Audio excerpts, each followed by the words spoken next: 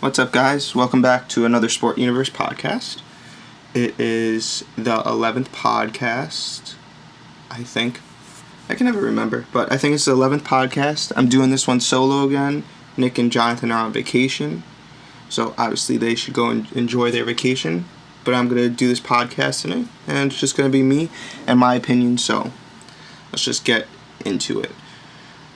So I'm going to start it off differently. We usually start with the NBA because that's what just has been in the news a lot. But I want to change it up. We're going to start with the MLB, then get into the NBA, then our controversial topic, and we'll see how it goes. So the MLB this week, the biggest moment was the first game back, the game where the Angels honored Tyler Skaggs, and they threw a combined no-hitter, which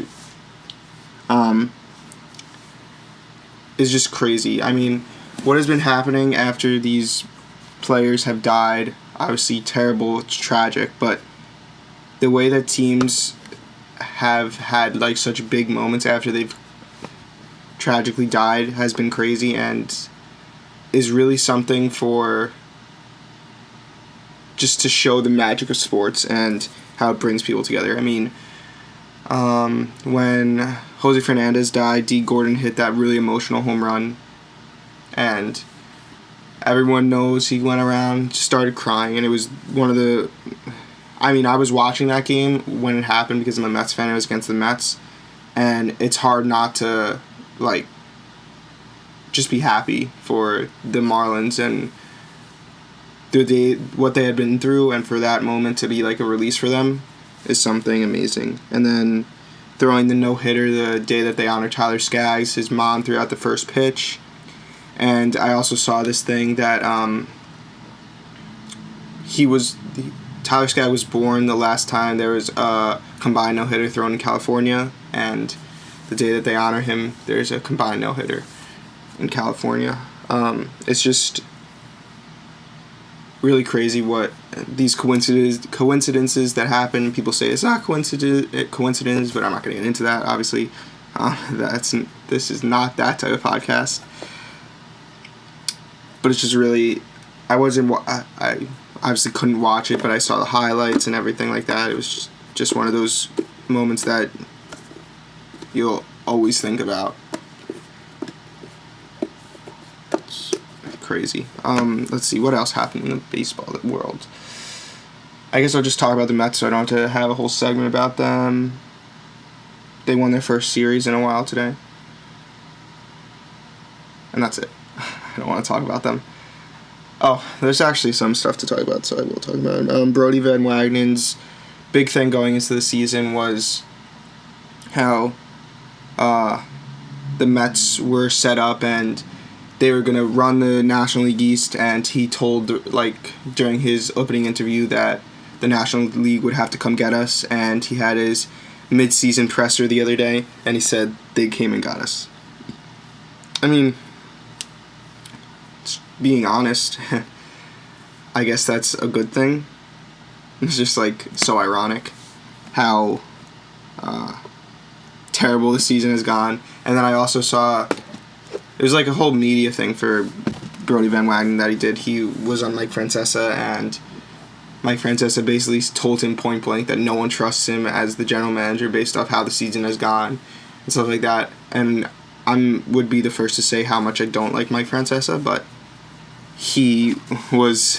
it's respectable how blatantly honest he was to Brody Van Wagenen when he was on the phone with him. I mean, it wasn't he just got off the phone with him and then said that stuff. He was literally talking to him at that moment. I'm trying not to say as much. Let me know how I did this podcast in the comments. Let's see. Trying to think.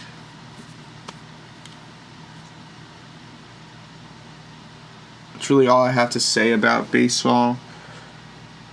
Nothing really crazy has happened recently besides the Tyler Skaggs thing, and that's such a sad story, but news still hasn't come out from what actually happened, and it'll be interesting to see what unfolded. So let's get into NBA. I keep on saying it. Let's get into the NBA. Obviously, the Russell Westbrook trade happened. I don't know if we talked about... I think the last podcast was the day after the Paul George trade. So the Thunder traded away Paul George to the Clippers for him to go join forces with Kawhi Leonard. Interesting trade. Put the Clippers right back on the map. Put them neck and neck with the Lakers, which is crazy because everyone was like, oh, here we go again. The Clippers are bad and the Lakers are going to be really good. But good for the Clippers. I mean, they did it again. They're going to be right there with the best of the teams. They've always been in the... Even when they traded Blake Griffin, they've always been in the playoff hunt and stuff like that. This will take them to finals contenders. I mean, the Clippers are a pretty well-run organization in recent years. Obviously, there's that whole thing with the old GM. I'm not going to get into that either. So that happened, and then after that trade, we had been talking about on the podcast that there's no reason for the Thunder to keep Russell Westbrook. Sorry. Damn it, I said it again. There's no reason for them to keep Russell Westbrook because it's obvious that the Thunder, the way that they were going about it wasn't going to win them a championship. That Russell Westbrook wasn't... Not that he couldn't be the superstar on the team, but for the Thunder, it just wasn't working, and they needed to start over, and that's what they're doing. They're rebuilding. I wrote an article last night about the whole trade and how it's very honorable what the Thunder are... I don't know if honorable is the right word, but it's interesting what the Thunder are doing.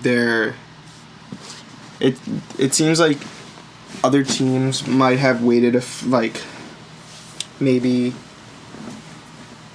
a couple more years of Russell Westbrook to see if they could do anything, but they decided that now is the time that they had to change it up, and that's something that a lot of teams wouldn't go about doing, just like giving up like that. But for the Thunder, I think it was different because now they've been through two superstars playing with Russell Westbrook, and both of them haven't gotten them a championship, so they realized that it was time to start over, and they're doing a pretty good job of it. I mean, they got 5 first-round picks in the Paul George trade, and then when they traded Russell Westbrook to the Rockets, they got Chris Paul and 2 first-round picks. The only issue, which I spoke about in my article, or wrote about in my article, was that they're going to have a stockpile of picks, like, basically after 2022, and from now till 2022, I feel like it's not going to be the best time to be a Thunders fan. And even though saying it right now, it seems like a short period of time, but for Thunders fans who have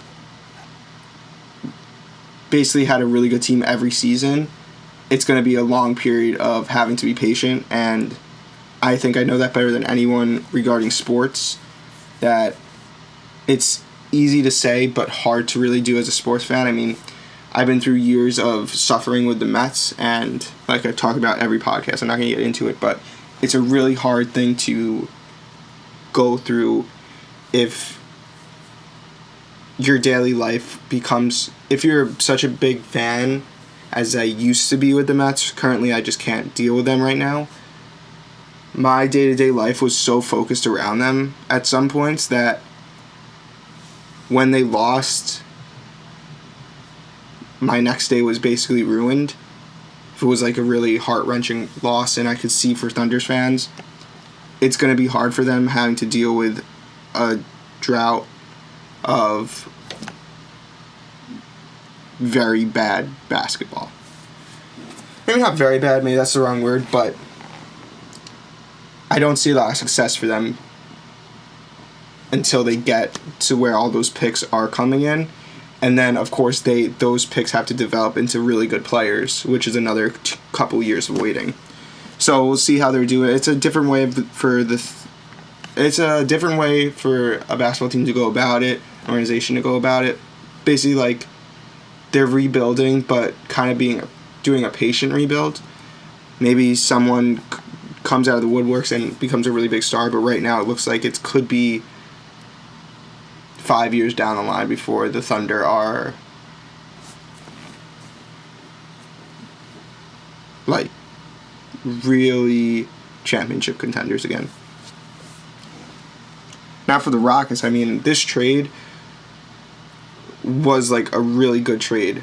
If Nick was here, I'm sure he'd talk about it and say how much he liked the trade.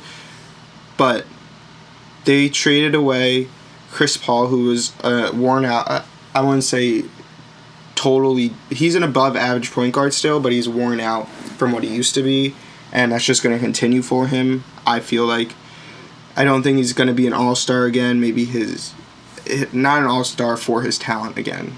Could we get like an honorable all-star like addition like Dirk Nowitzki and all that stuff, but I don't see him being an all-star for his talent again. I feel like his time's wearing out, and him and James Harden together, where Chris Paul is at in his career, isn't going to do much in the playoffs. And obviously for the Rockets, their time period, their window keeps on shortening as the years go on. And being able to trade Chris Paul for one of the best point guards in the league in Russell Westbrook for only 2 first-round picks that are way in the future. I think it's 2022 and 2024. I'm probably wrong about that, but they're not like next year first-round picks. I think that's like a really good trade. And the Rockets, I also said this in my article, they didn't have to give away all their role players and players that usually fill out salary and all that stuff in trades, which is very important to note because they can keep much of the core that made them how good they were and just add Russell Westbrook right into it. And I think Russell Westbrook and James Harden, they could be conflicting like play styles because both of them like the ball in their hands. Russell Westbrook likes to fill up the stat sheet, so does James Harden, and combining them could be interesting, and I could definitely see them struggling in the beginning, but as the year goes on, I think they'll be a really hard duo to match up against. I mean, Russell Westbrook is a really feisty point guard, always looks for the assists and things like that. While that might be controversial because it seems like he's trying to fill up the stat sheet, he'll still definitely get the ball to James Harden, stuff like that. So once they figure out how to play together, I think they'll mesh well. And also it's interesting to note how they used to play together on the Thunder. Obviously it's a different time. James Harden is probably considered better than Russell Westbrook, definitely after he won the MVP 2 years ago and was in the MVP race. He's definitely considered better than Russell Westbrook now, which is different than how it used to be. But maybe they'll be able to mesh their playing styles together. I don't know what their relationship was like when they were on the Thunder together, but I never heard anything bad, so I couldn't assume that it's anything to really be worried about as a Rockets fan. And I think that in the new league, where the Warriors aren't going to be the Warriors as they have been, this is a team that could definitely win the championship next year. With how good they were last year and adding on to it this year with Russell Westbrook, I could definitely see it. Let's see what else. Trying to think.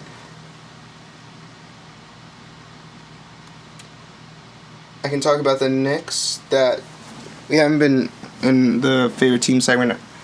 We haven't been talking about the Knicks, but the Knicks are my favorite basketball team, and they've definitely been in the news recently. They basically stole Marcus Morris away from the Mavericks, so added to the Knicks' pretty good offseason. They got Marcus Morris, who is like the heart and soul of the Celtics for the past few seasons. Damn it, I said it again.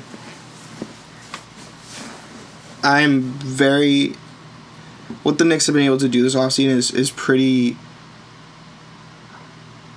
I don't know.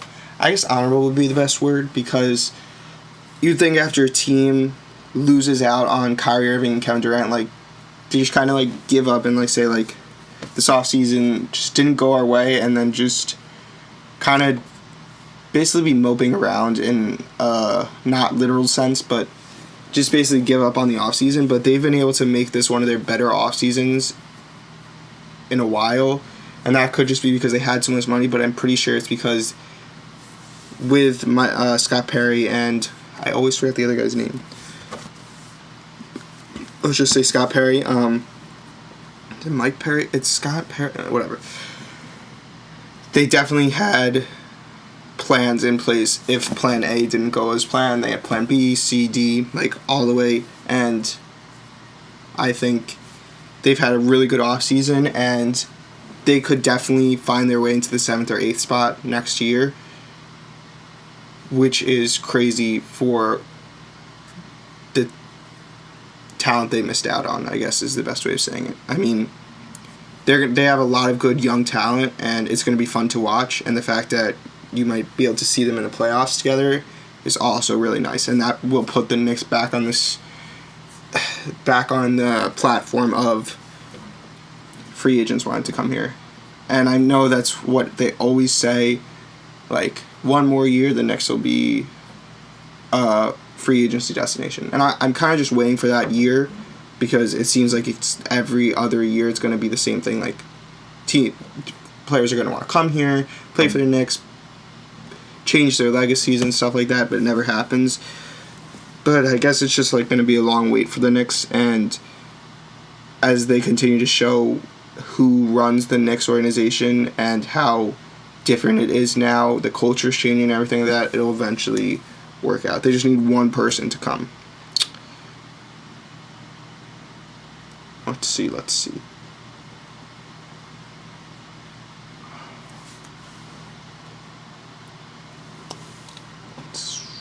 I don't know if there's anything else to talk about the NBA. So we did the NBA,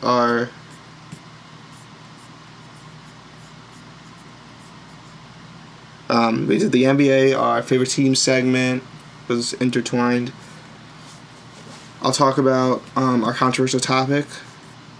Since we didn't have a lot of MLB news to discuss, I'm going to make it our controversial topic, if Pete Rose should be in the Hall of Fame. This is a very interesting topic, and something that I've really been thinking about recently,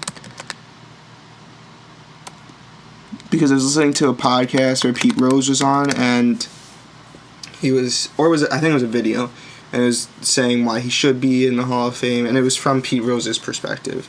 I just want to try and find it. The All-Star Game. Sorry, hold up. I totally forgot. Before we get into that, the All-Star Game in the Home Run Derby we did not talk about it. Yeah. I mean, I don't know how I forgot about that when I was talking to the Mets. Pete Alonso had himself a weekend. It was so nice to see. I mean, I don't think anyone considers him the star of the Home Run Derby. I mean, what Vladdy did, Vladimir Guerrero Jr., hitting 91 home runs is insane. And how much wear and tear that must have done for him. He must have been in so much pain the day after. But what Pete Alonso did for Mets fans this year is definitely amazing. The Mets fans have not had a lot to cheer about, but Pete Alonso winning the Home Run Derby, being one of the better players in the All-Star Game based off what he contributed, 2 RBIs and a great play in the field. How could you not be impressed with him and be so hopeful for the future of Pete Alonso? I mean, this is his rookie season, and he's had the best rookie season of any rookie, I'd say, for the Mets since probably even better than David Wright's rookie season, better than Michael Conforto's rookie, better than Jacob deGrom's rookie season, so I don't even know. But he's a homegrown talent and a homegrown superstar, which is hard to find. And he's definitely the Mets star of the season so far. That's all I want to say. So now about Pete Rose. Let's see. I'm going to find an article about why Pete Rose should be Hall of Fame. I'm pretty fluent in why he shouldn't be, but I want to see what people...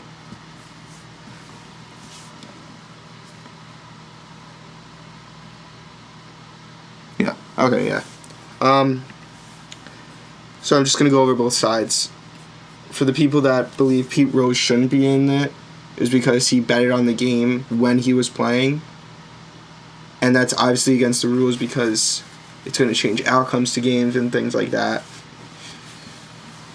That's the main reason. I mean, no one has let him in the Hall of Fame, obviously, because of that reason, and he was thrown out of the league, isn't recognized by, like, I don't know what the exact terminology is, but I don't think he's, like, allowed in stadiums and such. Sorry. I had to stop the podcast. I had to fix something in my house. Pete Rose isn't allowed to be, like, directly honored in stadiums and things like that. Maybe that's the rule. But he was just, like, basically thrown out of baseball. I mean, it was blatantly against the rules of baseball and just probably changed games, I'm sure. On the flip side, Pete Rose was probably one of the best hitters ever. I mean, he holds 12 Major League Baseball records. One of them being his all-time hit leader, which is 4,256. And he's also tied for the most seasons with 200 hits, which is 10. I mean, there's no doubt that his talent suffices for a Hall of Fame spot. And on-field talent, he's definitely a Hall of Famer for his on-field talent. But that's not the only thing that people take into account. But it's a really iffy situation. So for me,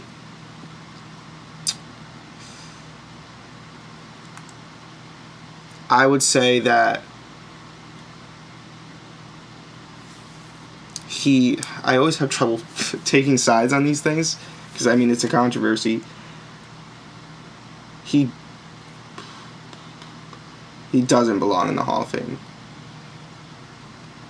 Hate me if you want, but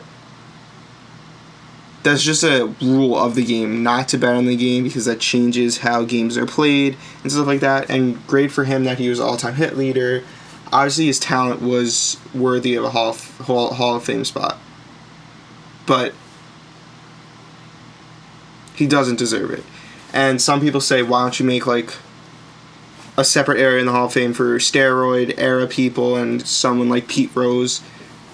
And I just think that's stupid. I mean, that just takes away the Hall of Fame mentality of it. I mean, Hall of Famers are people that, for the most part, were great on and off the field and never did anything to unnaturally affect the way baseball games were played. And Pete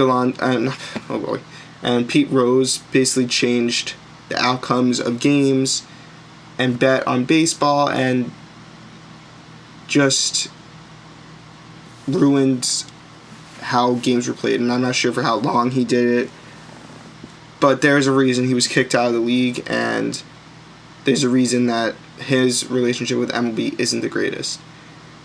And I'm sure he's a great guy now, but sometimes consequences for actions last a lifetime, and that's just something that he's going to have to deal with. And for all those Pete Rose fans out there, it's not really the biggest deal that he's not in the Hall of Fame. People always respect him as a great baseball talent, but I don't think he deserves the Hall of Fame spot. Because you can't just say that the Hall of Fame is based off talent when being a role model and all-around good person, not all-around good person, that's not true, but just a model for what kids should look up to.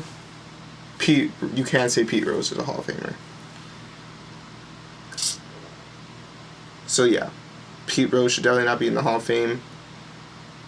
It's definitely a controversy, and I'd love to have a discussion in the comments with you guys if you want to comment on our podcast.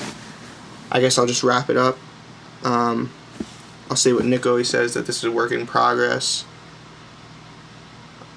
We keep on trying to get better, keep on posting videos and stuff like that, but it's work in progress. Thanks for listening. Remember to follow us at the.sportuniverse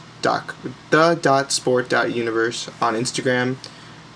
Trying to find someone to run it for us to make it look more professional. We'll see how that works out. Keep reading articles on SportUniverse.com. Obviously, keep watching our YouTube videos. SportUniverse on Instagram. On YouTube, that's how you found us. I just posted on Friday. What did I post? A Kyle Kuzma video. Our Kevin Durant video, which is our most popular, has 1.5 thousand views, gets 2,000. We're almost at 40 subscribers. The road to 100. Let's say the road to 50. Monday is either Russell Westbrook video or the women's national team soccer, U.S. women's national team. I know it's a little late, but I've been trying to make this a really good video. All our videos are really good, but this one was important to me. Keep watching, keep commenting, keep subscribing, and see you next week.